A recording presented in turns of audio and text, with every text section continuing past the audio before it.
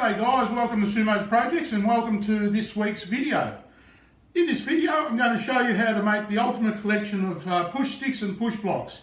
What makes these a little bit better than your conventional purchased item is they're a little bit larger, and I think there's a little bit more emphasis in these on safety, and safety is the most compulsory thing you want to look at when operating any power tools or machines in your workshop environment. So if this is the first time to Sumo's Projects, I'd love it if you go ahead and subscribe, hit the notification bell, and maybe give it the thumbs up if you like it.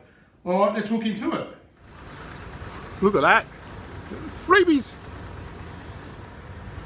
Winner, winner, chicken dinner.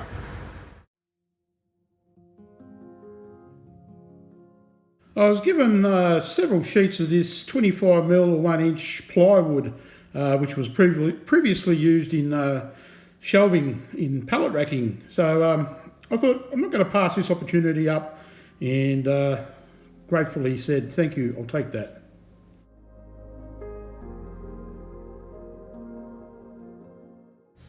I wanted to make myself a combination of push sticks and push blocks, which were pretty much a lot safer than those you can purchase. So what I did, I ripped down a portion of this plywood sheet, and it was quite heavy to actually manoeuvre through the table saw, but I eventually got there and started cutting out sections which I had marked out previously for the shape of the items I wanted to build.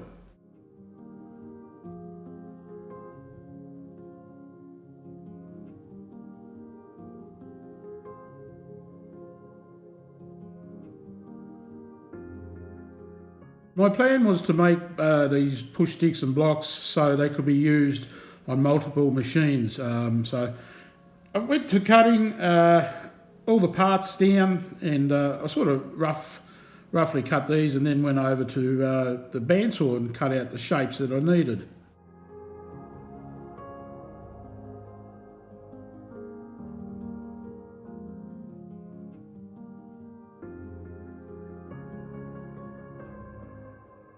I wanted to make a very strong focus on safety making these items.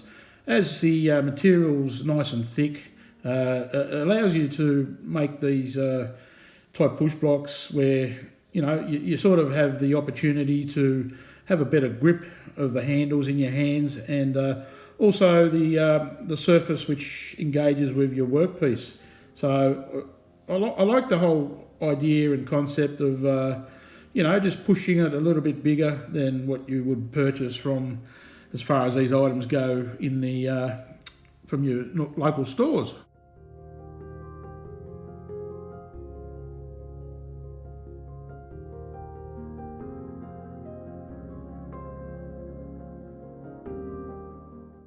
Another one of the tasks at hand here was to make handles, and for that I used a drill press and drilled a series of holes, and then cut them out with a jigsaw at the workbench.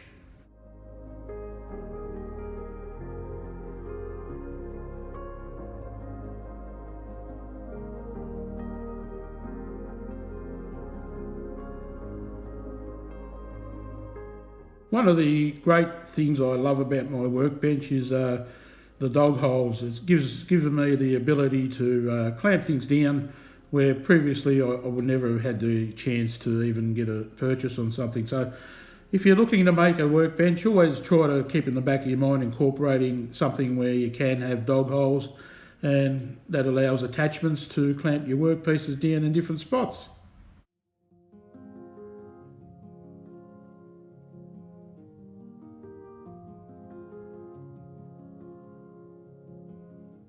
And set about shaping some of the items a little bit on the disc sander and giving them a little bit of a nicer smooth finish. Also then routing over some of the sharp edges with a half round bit, and this worked really well.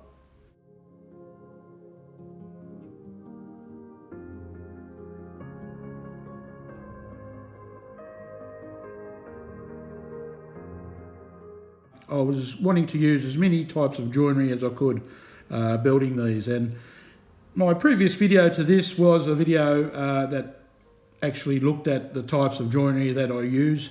If you haven't seen that, maybe you can, if you'd like to go back and have a look. That was just a indicator of what was coming up on this project. So I'm glad I'm utilising the joinery techniques that I've previously mentioned.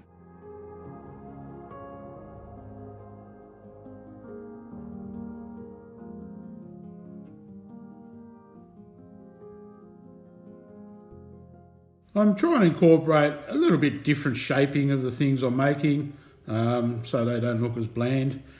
So basically doing more sanding. This type of sanding is really good for, getting rid of the harsh edge of most of the things you build.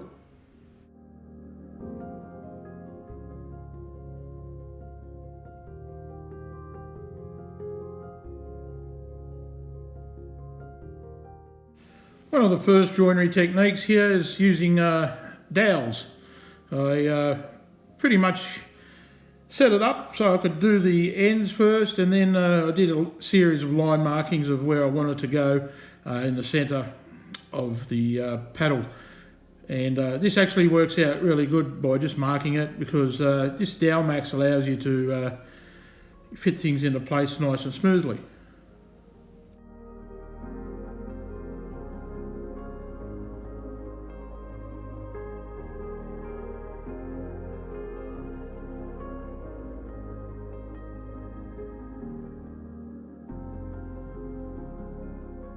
Chip out these tops here.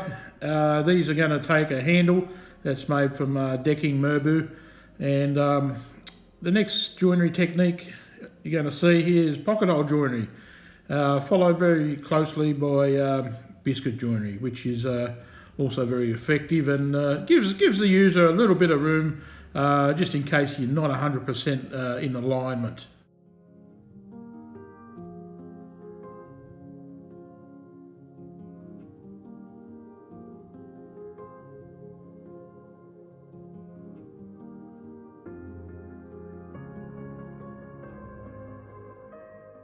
Once I'm happy with all the setups, I then go and assemble. I'm driving the pocket hole screws in, and I've also glued in the dowels and the biscuits. Next process here is to make the handles. So here comes a glue up. This is another part of the joinery that I was speaking of earlier. And if you've got a nice flat surface and a bit of surface space to work with, very effective. A couple of coats of paint add a little bit of charm.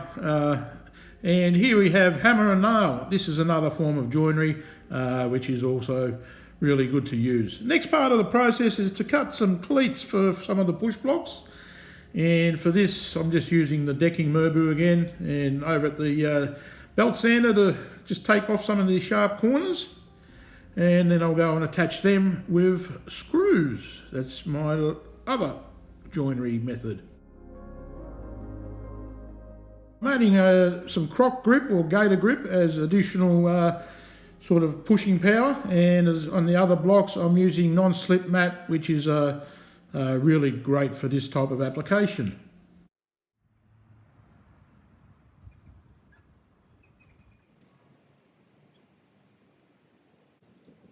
Whilst editing, I was sitting outside, and this magnificent part of Mother Nature came to pay me a visit, a couple of rosellas.